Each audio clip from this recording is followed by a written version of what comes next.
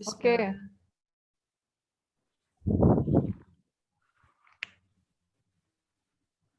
Mulai kita. Ya. Bismillahirrahmanirrahim. Assalamualaikum warahmatullahi wabarakatuh. Apa kabar Bapak-bapak, Waalaikumsalam warahmatullahi wabarakatuh. Kabar baik, Ibu. Alhamdulillah, baik, Alhamdulillah. Ya, semoga kita senantiasa dalam lindungan Allah Subhanahu wa taala ya untuk melanjutkan program sekolah penggerak kita. Oke, Bapak-bapak, Ibu-ibu, pada hari ini kita akan terutama saya akan memperkenalkan dulu saya sebagai moderator ya, nama saya Arlina Hasnur ya.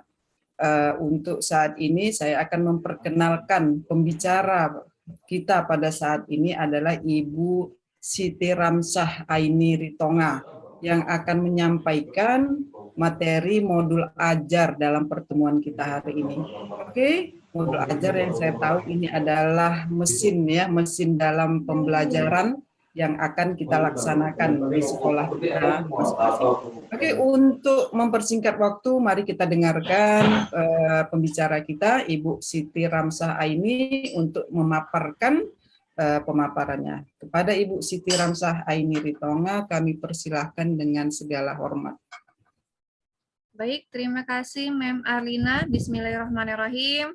Assalamualaikum warahmatullahi wabarakatuh. Waalaikumsalam warahmatullahi wabarakatuh. Alhamdulillahilladzi arsala rasulahu bilhuda wa dinil haq liyuzhirahu 'ala dini kullih wa kafa billahi syahida.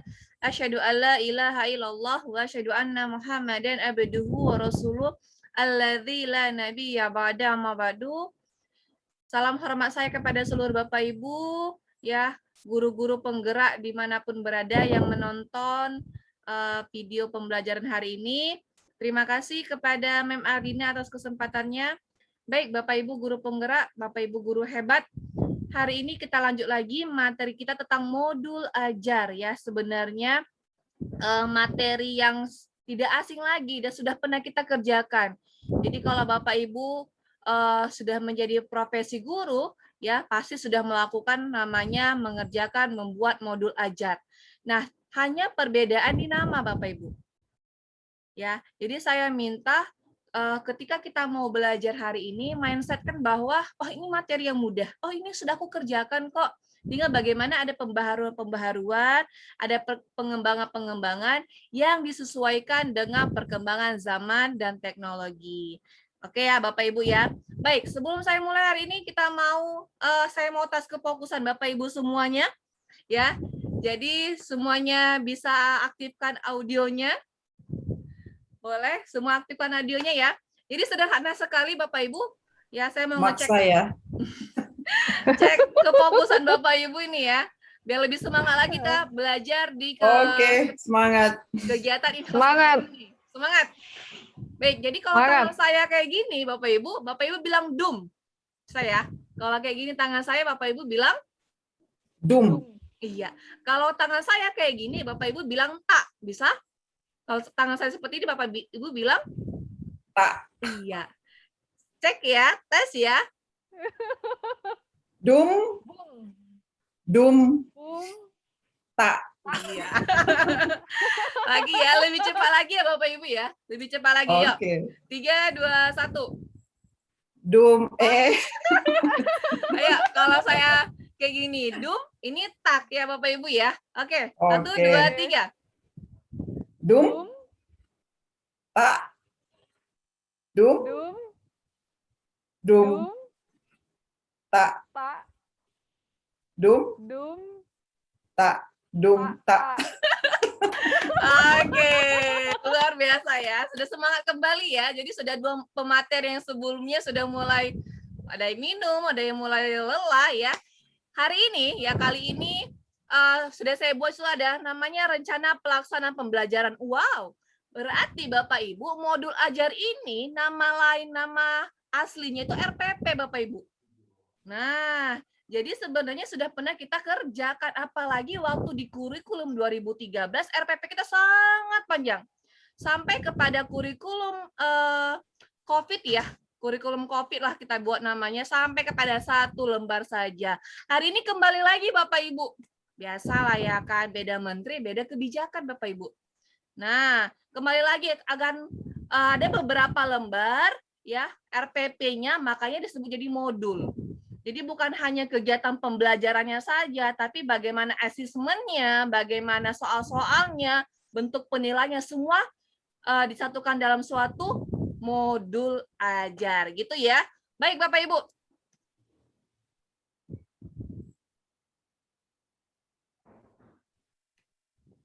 Oke, hari ini kita ngebahas 4 submateri Bapak Ibu.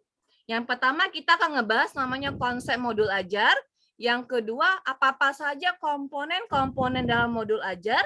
Yang ketiga, bagaimana sih prinsip penyusunan modul ajar. Dan yang keempat, bagaimana prosedur penyusunan model ajar.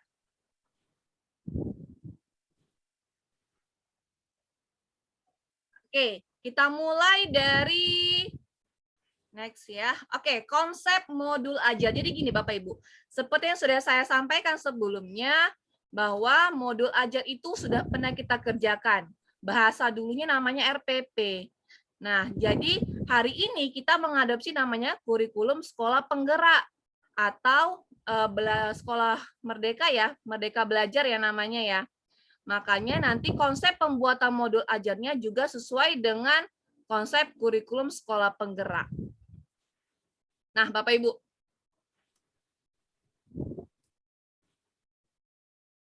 Konsep modul ajar yang pertama, modul ajar dijadikan sebagai petunjuk, sebagai alat, sebagai pedoman dalam pelaksanaan proses pembelajaran. Makanya nanti di dalam modul ajar semua yang kita butuhkan, semua yang kita lakukan sebagai guru tersedia, tercantum di dalam namanya modul ajar. Untuk apa? Agar proses pembelajaran lebih terarah, namanya petunjuk Bapak Ibu. Ya, terarah, diarahkan kalau memang kira-kira Bapak Ibu habis ini ngapain lagi ya? Kembalikan ke modul ajar sudah Bapak Ibu rancang sebelumnya. Yang kedua, pembuatan modul ajar merupakan implementasi dari ATP, alur tujuan pembelajaran. Yang mana alur tujuan pembelajaran itu adalah pengimplementasian dari capaian pembelajaran yang disahkan, yang dibuat oleh pemerintah pusat. Nah, dan yang ketiga konsepnya adalah modul ajar disusun sesuai dengan fase perkembangan peserta didik. Jadi misalnya untuk fase, kalau di SMP kita masuk di fase D ya, di fase D, kalau SMA di fase E, dan SMA kelas 2 dan kelas 3 di fase F. Maka penyusunannya juga harus disesuaikan dengan fase perkembangan peserta didik. Nah, Bapak Ibu, kita masuk kepada sebuah diagram yang peta-peta yang saya buat. Nah, awalnya dia besar. Inilah dia cakupan modul ajar. Banyak Bapak Ibu yang termuat di dalam modul ajar. Yang mana modul ajar ini adalah implementasi, modul ajar ini adalah implementasi dari alur tujuan pembelajaran yang pastinya sudah kita pelajari di materi sebelumnya ya. Kita sudah belajar tentang bagaimana buat tujuan pembelajaran, bagaimana menentukan kompetensi anak yang harus dicapai, dan ATP itu adalah implementasi dari capaian pembelajaran. Ending-endingnya lagi-lagi adalah bagaimana modul ajar itu termuatlah profil pelajar Pancasila sesuai dengan tujuan pendidikan nasional. Ini dia Bapak Ibu. Ini endingnya. Oke, itu untuk konsep modul ajar. Yaitu yang pertama sebagai alat, petunjuk, dan pedoman pembelajaran. Yang kedua merupakan implementasi dari alur tujuan pembelajaran. Dan yang ketiga disusun sesuai dengan fase pendidikan perkembangan peserta didik. Oke, kita masuk yang kedua. Ini materinya agak banyak ya untuk komponen modul ajar. Karena ada beberapa komponen. Oke. Nih Bapak Ibu. Ada 3 komponen modul ajar. Saya singkat namanya infokoran. Ya, infokoran. Infonya adalah informasi umum, ko-nya komponen inti, dan ran-nya adalah lampiran. Nah, ini adalah bagian-bagian yang harus termuat dalam modul ajar pada kurikulum sekolah penggerak Bapak Ibu. Banyak banget, iya Bapak Ibu. Kita kembali kepada zaman kurikulum 2013, tapi ada beberapa tambahan-tambahan yang dimasukkan. Pembedanya itu. Ini ya, ada sebuah bagan, Bapak Ibu. Komponen modul aja terdiri dari informasi umum, yaitu tentang identitas sekolah, kompetensi awal, profil pelajar Pancasila, sarana dan prasarana, target peserta didik, dan model pembelajaran yang digunakan. Dan yang kedua ada bagian ko-nya, yaitu komponen inti. Ya, yang termuat adalah di situ ada tujuan pembelajarannya apa, pemahaman bermakna, pertanyaan pemantik, ya, persiapan pembelajaran, kegiatan pembelajaran, asesmen, pengayaan remedial dan refleksi guru. Dan yang ketiga RAN, yaitu lampiran. Lampirannya berupa lembar kerja peserta didik, ya, bahan bacaan guru dan peserta didik, glosarium dan daftar pustaka. Yuk kita kupas satu-satu Bapak Ibu.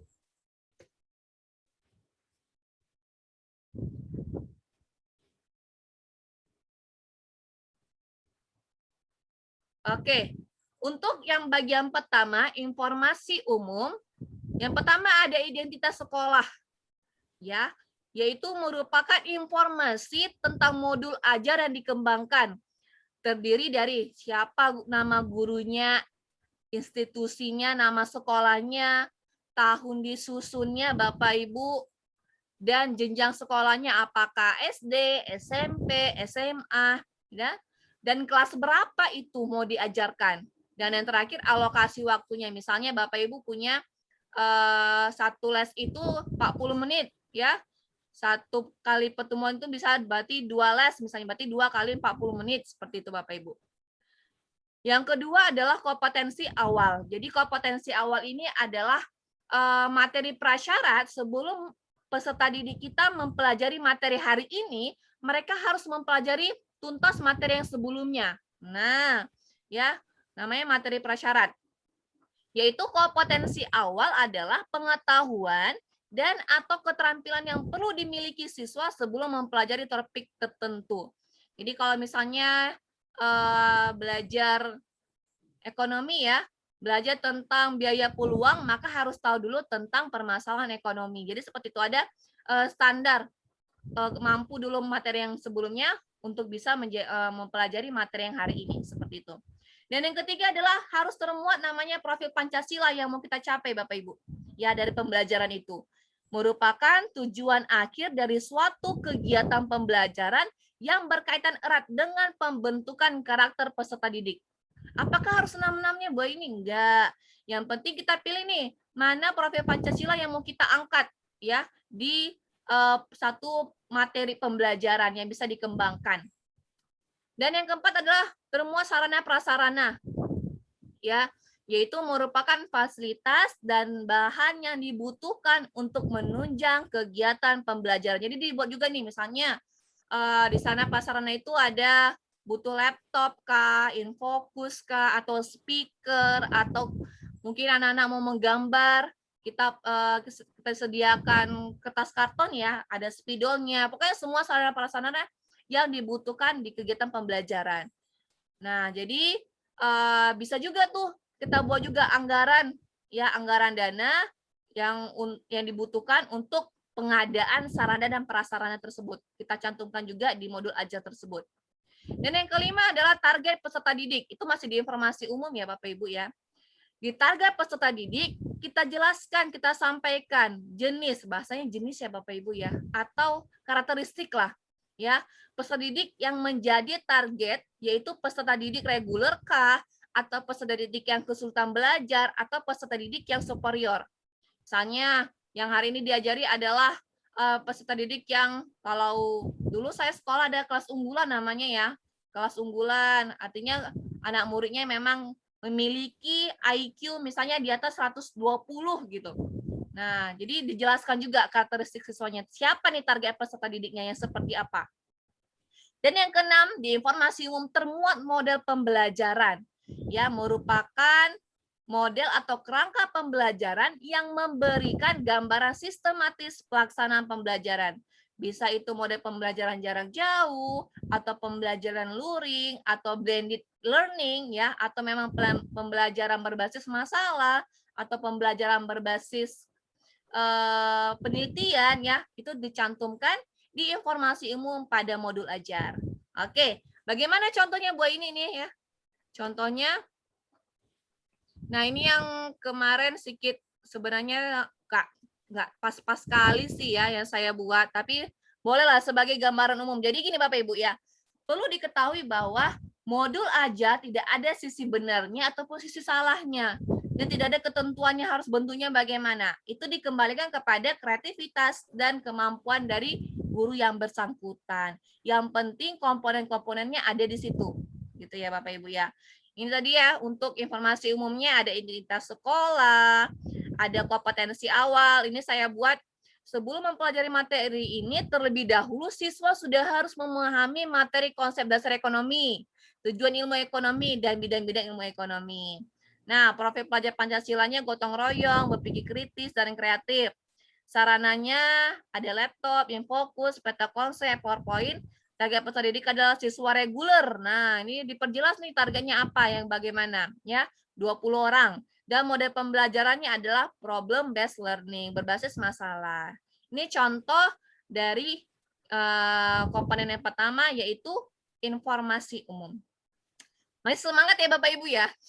Agak banyak nih memang materi modul ajar kita. Oke, yang kedua. Nah, ini tadi ya.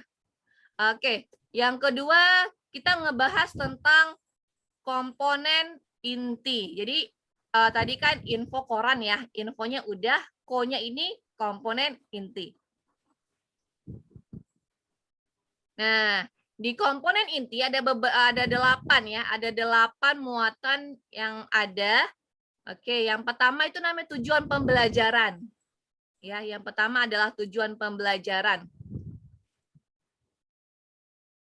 Tujuan pembelajaran harus mencerminkan hal-hal penting dari pembelajaran dan harus bisa diuji dengan berbagai bentuk asesmen sebagai bentuk dari unjuk pemahaman. Jadi ending, ya ini anak ini mau belajarnya tujuannya apa, memahami apa gitu. Dan harus bisa diukur nih kompetensi menjadi tujuannya dengan berbagai asesmen. Itu dimuat gitu ya Bapak Ibu ya. Dari mana tujuan pembelajaran ini adalah hasil dari rekayasa alur tujuan pembelajaran, ya, implementasi dari capaian pembelajaran. Jadi dia sinergi. Oke. Yang kedua adalah pemahaman bermakna. Ya, pemahaman bermakna ini, pemahaman bermakna adalah informasi tentang apa sih manfaat yang akan peserta didik peroleh setelah mengikuti proses pembelajaran. Nah, jadi kalau saya buat ini ada contohnya ya, pemahaman bermakna, setiap ilmu hadir karena adanya permasalahan di dalam hidup. Dan ilmu ekonomi hadir karena munculnya masalah kelangkaan. Jadi mereka punya manfaat nih mempelajari ilmu ekonomi, nantinya bisa memecahkan masalah-masalah kehidupan mereka. Gitu. Dan yang ketiga ada pertanyaan pemantik ya. Pertanyaan pemantik dibuat oleh guru untuk menumbuhkan rasa ingin tahu dan kemampuan berpikir kritis dalam diri peserta didik. Ya, jadi pertanyaan awal nih. Jadi kalau kemarin saya buat, pernahkah kamu berpikir, kan kita mencoba untuk menggali pemikiran kritis mereka nih, ya analisis kritisnya. Pernahkah kamu berpikir kenapa harga beras, minyak makan, telur terus naik? Nah, itu pertanyaan pemantik. Yang mana kita harapkan mereka bisa menguatkan ide-ide mereka. Terus, tahukah kamu masalah ekonomi apa saja yang dihadapi oleh Indonesia? Jadi ada pertanyaan pemantik sebelum mereka memasuki materi hari ini. Dan yang keempat adalah persiapan pembelajaran. Jadi ini seperti apa persepsi ya teman-teman ya. Jadi kalau di kurikulum 13 ada kegiatan berdoa dulu, atau kegiatan mengabsen, menanyakan kabar ya. Jadi kegiatan-kegiatan sebelum sebelum memasuki inti pembelajaran, ada namanya persiapan pembelajaran. Oke, ini keempat ya, komponen inti, subkomponen yang keempat. Selanjutnya, nah sudah ada persiapan pembelajaran, maka kita masuk kepada kegiatan pembelajarannya Bapak Ibu. Nah, Di kegiatan pembelajaran yaitu urutan kegiatan pembelajaran inti dalam bentuk langkah-langkah kegiatan pembelajaran yang dituangkan secara konkret. Dalam menyusun kegiatan pembelajaran yang harus diperhatikan pertama adalah harus sesuai langkah-langkah pembelajarannya Bapak Ibu dengan model pembelajaran yang sudah kita tentukan di awal tadi. Ya, jangan kita memilih tadi kita buat ada pembelajaran inquiry misalnya, penelitian. Ternyata kegiatannya kegiatan problem based learning, ya, pemecahan masalah berbasis masalah. Itu yang pertama, harus sesuai. Yang kedua harus secara jelas mana kegiatan guru dan mana kegiatan siswa. Ya, jadi nggak hanya kegiatan guru, tapi juga di kegiatan guru langsung ada kegiatan siswanya ngapain, gitu. Dan yang ketiga yang harus diperhatikan adalah kegiatannya harus konkret katanya, harus jelas, harus disesuaikan dengan lingkungan belajarnya anak-anak itu, nggak boleh abstrak. Misalnya masalah ekonomi adalah produksi, misalnya, atau konsumsi, ya kan bingung nih, masih abstrak nih. Atau lebih konkret lagi, misalnya tentang bagaimana kamu makan, bagaimana kamu bisa makan. Nah, itu konsumsi. Nah, jadi kegiatan-kegiatan yang konkret seperti itu Bapak Ibu. Yang kelima ada keenam ya. Keenam ada assessment, yaitu penilaian ya. Ada juga penilaian. Bisa penilaian saya buat di sini ada kognitif, keterampilan, dan afektif. Yaitu asesmen digunakan untuk mengukur capaian pembelajaran di akhir kegiatan. Kriteria pencapaian harus ditentukan dengan jelas. Misalnya kalau yang dia nilainya dapat bagus, nah misalnya dengan kualitas tugasnya seperti apa. Jadi jelas asesmennya dan jelas apa jenis tugasnya ya. Selanjutnya Bapak Ibu yang ketujuh ada pengayaan. Pengayaan ini adalah kegiatan pembelajaran yang diberikan pada peserta didik dengan capaian tertinggi agar mereka dapat mengembangkan potensi serta optimalnya.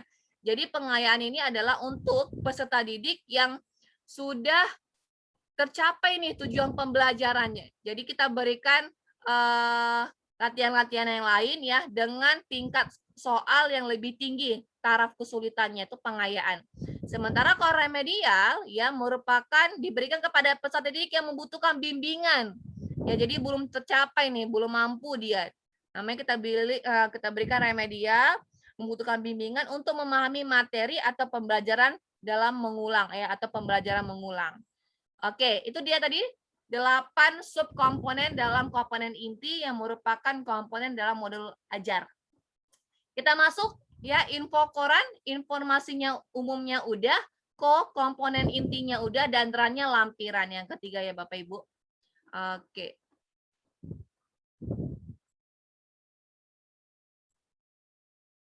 Oke, di lampiran Bapak Ibu ada 4 sub lampiran yang harus kita muat.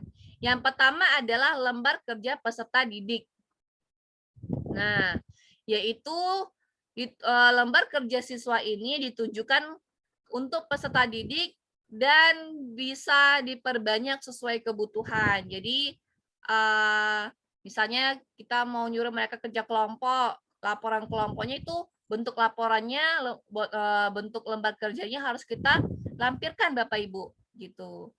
Yang kedua, bahan bacaan guru dan peserta didik ya digunakan sebagai pemantik sebelum kegiatan dimulai atau untuk memperdalam pemahaman materi pada saat atau akhir kegiatan pembelajaran. Ini bisa Bapak Ibu isi berupa sumber ajarnya dari mana saja, misalnya buku apa saja, atau mungkin dari website yang mana, atau dari link YouTube yang mana, ya. Ini bisa menjadi kalau misalnya di ekonomi, saya biasa menampilkan tentang kondisi perekonomian Indonesia, yang menjadi pemantik di awal untuk menjadi bahan bacaan ya, bahan literasi bagi guru dan peserta didik. Yang ketiga di lampiran itu adalah glosarium. Ada glosarium itu adalah kumpulan dari istilah-istilah dalam suatu bidang secara alfabetikal yang dilengkapi dengan definisi dan artinya. Jadi berurutan A, B, C, D, E ya. Jadi sesuai dengan alfabet. Contohnya itu misalnya ada sistem ekonomi liberal misalnya ya di pembelajaran hari ini. Jadi misalnya apa itu liberal? Nah, berarti dia di L, I gitu ya. Ada huruf pertamanya L. Jadi definisi liberal itu disampaikan, dibuat namanya kumpulan-kumpulan istilah-istilah itu namanya glosarium Bapak Ibu. Itu dilampirkan, dibuat. Dan yang keempat, dibuat juga daftar pustaka, yaitu sumber-sumber referensi yang digunakan dalam pengembangan modul ajar. Oke, ini komponen ajar. Komponen modul ajar ada info koran ya, informasi umum, kompetensi inti, dan lampiran.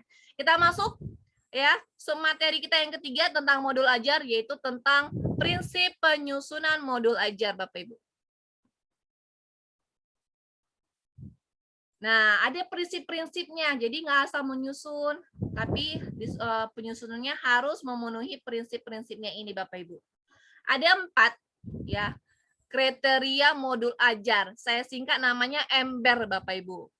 EMBER ya. E-nya itu adalah esensial, M-nya menarik, bermakna, menantang, B-E-nya itu berkesinambungan, dan R-nya relevan kontekstual. Jadi ada 4 kriteria modul ajar, EMBER, esensial, menarik, berkesinambungan, dan relevan. Yang pertama, dalam membuat modul ajar harus esensial Bapak Ibu. Yang mana pemahaman konsep dari setiap mata pelajaran melalui pengalaman belajar dan lintas disiplin. Jadi yang pertama harus disesuaikan dengan perkembangan zaman, ya, disesuaikan dengan lingkungan belajar anaknya, disesuaikan dengan lintas disiplin itu dihubungkan Bapak Ibu dengan materi-materi pembelajaran mata pelajaran yang lain. Nah, jadi kalau misalnya di materi ekonomi ada konsumsi, ya jadi di konsumsi itu ada hukum yang memang semakin banyak kita konsumsi secara terus-menerus, memang manfaatnya semakin berkurang. Kita kaitkan dengan agama, ya.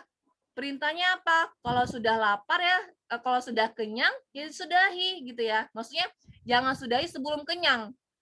Ya, ternyata memang secara ekonominya membuat marginal utility-nya atau manfaatnya semakin menurun. Jadi dikaitkan-kaitkan dengan disiplin-disiplin ilmu yang lain, lintas disiplin ilmu.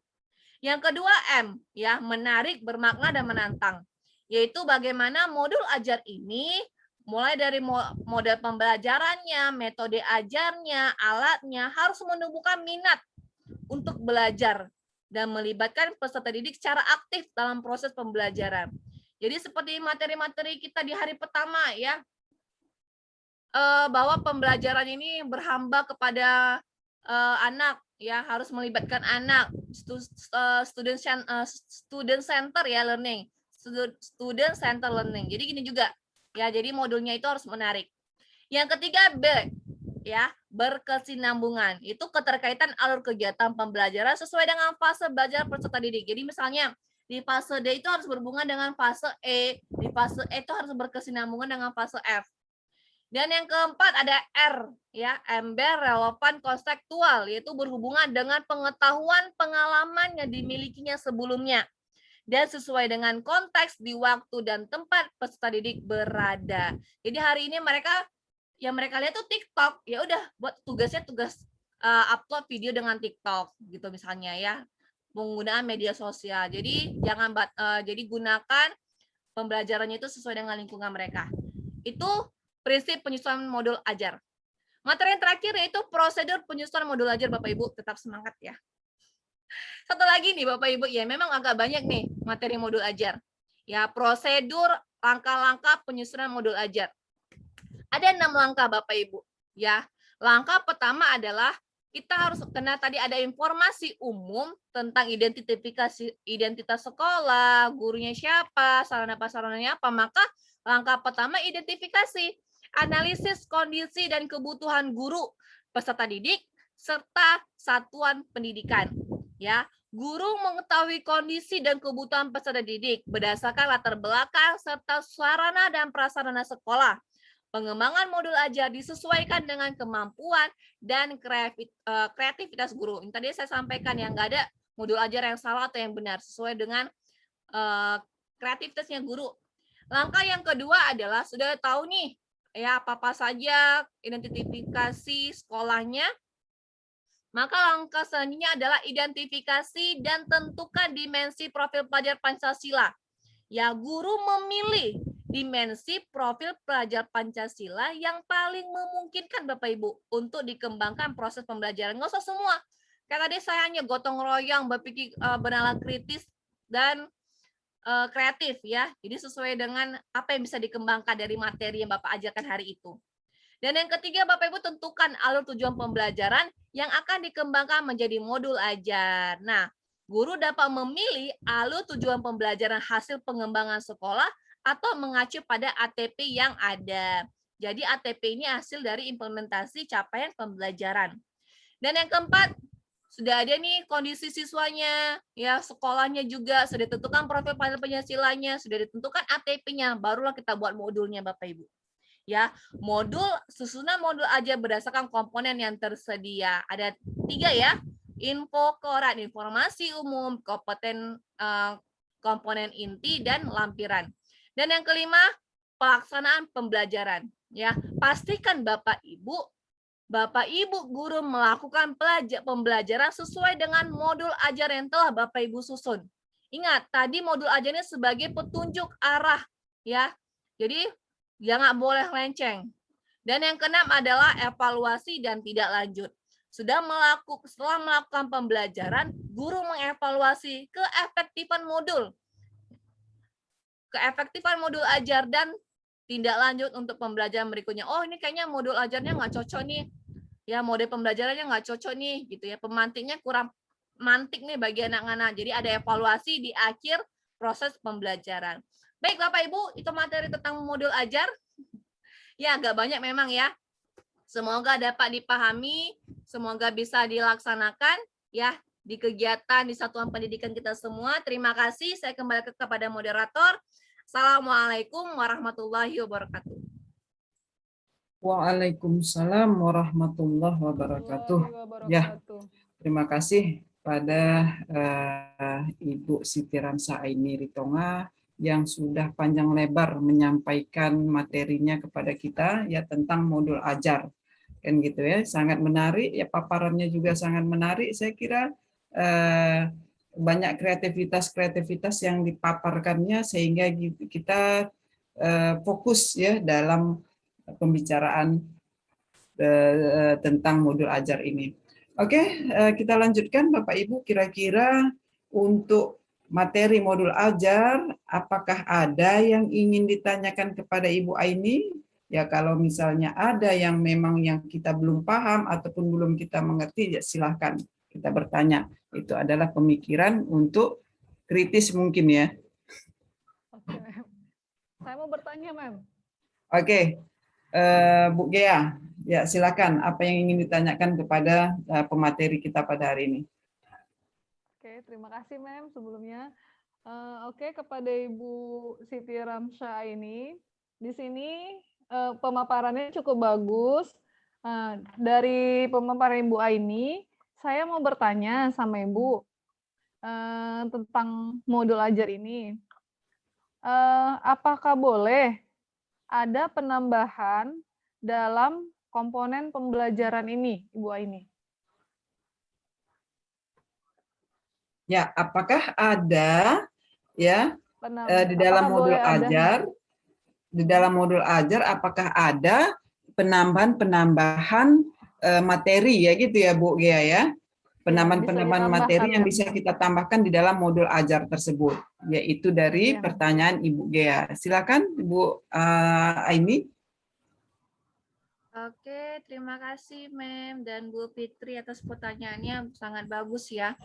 Jadi pertanyaannya apakah boleh nggak sih penambahan komponen yang lain? Jadi boleh ya Bu Fitri ya, asalkan jadi penambahannya itu sesuaikan dengan kebutuhan pembelajarannya Ibu Fitri, gitu ya. Asalkan misalnya gini, Bu Fitri butuh ada misalnya contoh-contoh lampiran misalnya tentang komputer gitu ya Bu Fitri ya, Bu Fitri guru T. Jadi Bu Fitri lampirkan tuh misalnya gambar lampiran tentang Windows. Jadi boleh Bu Fitri. Jadi di lampirannya itu bisa juga dokumentasi. Asalkan tidak mengurangi esensial tujuan dari modul ajar itu tersendiri Bu Fitri. Bu Fitri Gea ya, jadi Bu Fitri. Oke. Iya. Itu, Mem, saya kembalikan, Mem. Oke, terima kasih. Saya kira jawabannya udah begitu begitu menarik dan begitu memuaskan ya Bu Dea ya. Ya, Oke, Mem. jadi Ya. dalam kesimpulan dari pemateri kita pada hari ini adalah modul ajar itu sebagai mesin ya, sebagai mesin pendidikan yang harus kita jalankan di dalam proses pembelajaran kita tersebut. Mungkin gitu ya. Saya tertarik sekali tadi tentang mengenai ember katanya ya. Ember. Jadi dalam ember itu harus ada esensial ya.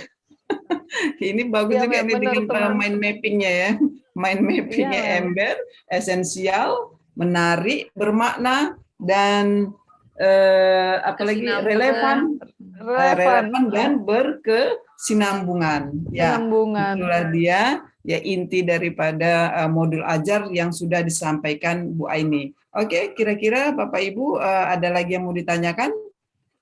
Kalau tidak ada, marilah kita tutup pertemuan kita pada hari ini ya. Semoga Allah memberkahi ilmu-ilmu kita yang sudah kita peroleh dan bisa kita tuangkan kepada anak didik kita ke depannya. Saya tutup dengan bacaan hamdalah, alhamdulillahirabbil alamin. Assalamualaikum warahmatullahi wabarakatuh. Waalaikumsalam. Waalaikumsalam warahmatullahi Merdeka. wabarakatuh. Merdeka.